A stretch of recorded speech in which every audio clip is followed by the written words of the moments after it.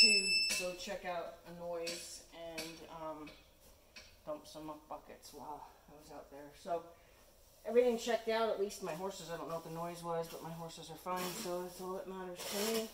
Not sure what the noise was. So anyway, we were at the point of, you know, people accidentally kissing to mean just, you know, even hi. Like, hi, horsey. Come here, horsey. Right? So people do it, even whether you mean to or not, and sometimes you don't even realize you're doing it.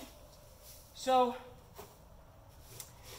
the trick is now, as you practice, you have to be very aware of your communication. Now, let's just say the train wreck happens. You've been working on this thing that's very new to you, and therefore, you know, sometimes when things are new to us, we revert back to things that we didn't realize that we had as bad habits.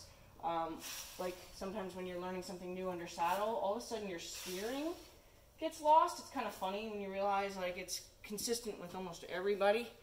It's like when you start learning something new to do with your legs or new to do with your upper body, and you're working on that, all of a sudden you forget to steer the horse. It's actually kind of funny, and the horses always take advantage of that, or not necessarily take advantage of that, but the horses tend to wander about because they were left with no instructions, and it wouldn't be by their choosing to go along the rail.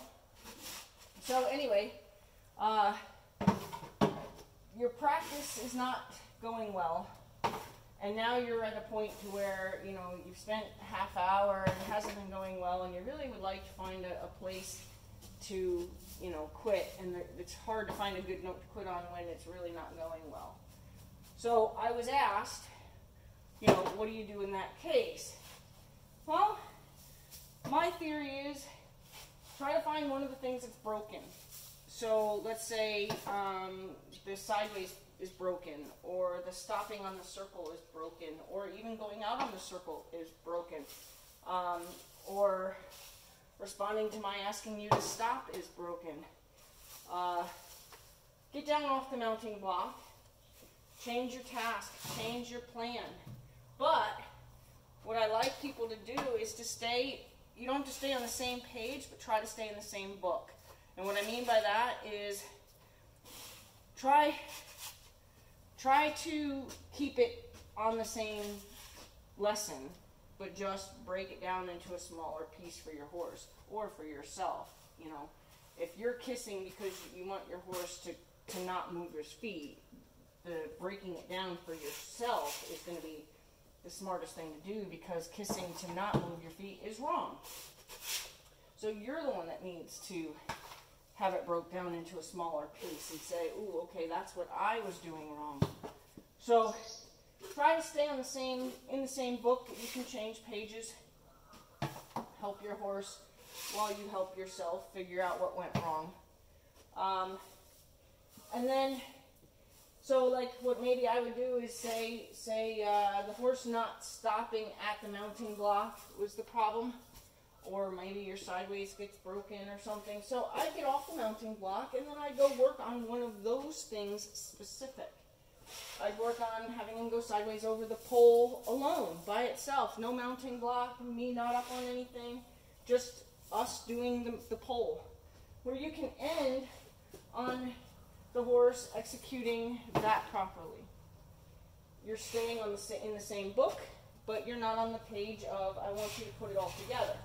Right? You're breaking it back down into a smaller equation. But you're staying on point.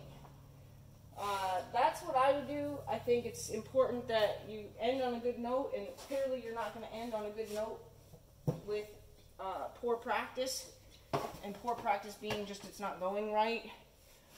But try to end where at least it still looks like you were practicing something to do with those elements to bring that task back together at another date. Try again tomorrow.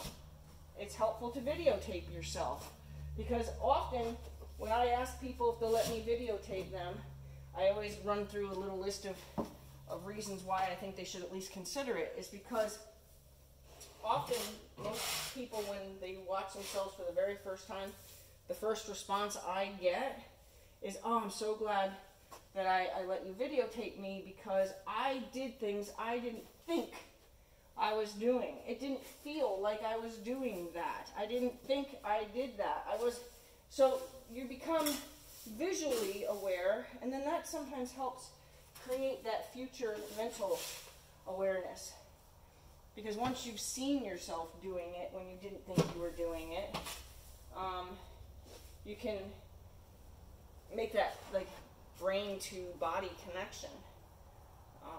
So I would take a exercise of videotaping myself if it's possible,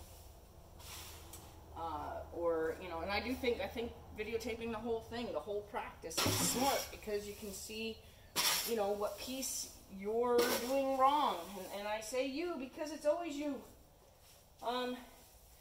If your horse doesn't understand you, it's your responsibility to find a definition that best describes what you're trying to say. It's you who is doing it wrong when your horse is not understanding. And it's always you. Never blame the horse, because it's never the horse. And maybe that helps people learn better, because now the responsibility of the communication is your responsibility. It's all on you. And if something's going wrong, it's not because your horse is being a jerk. It's because you're not saying something clearly. Okay.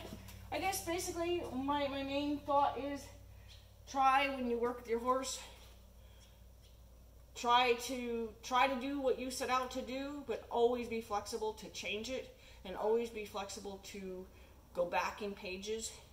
Try to stay on the same book.